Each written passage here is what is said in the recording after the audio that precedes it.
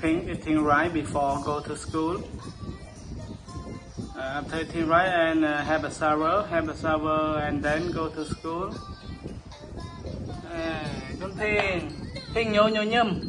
Pink à, nhô nhâm thơm mấy. Con Blue. She is named Pink.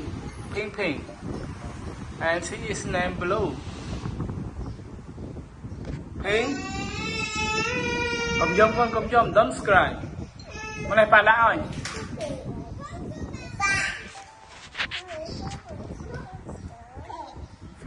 Phê ba ấy.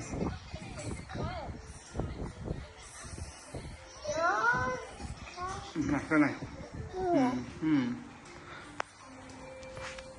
Mặc cái này.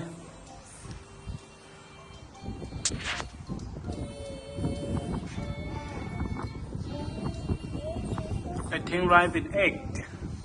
Nhâm. Ha.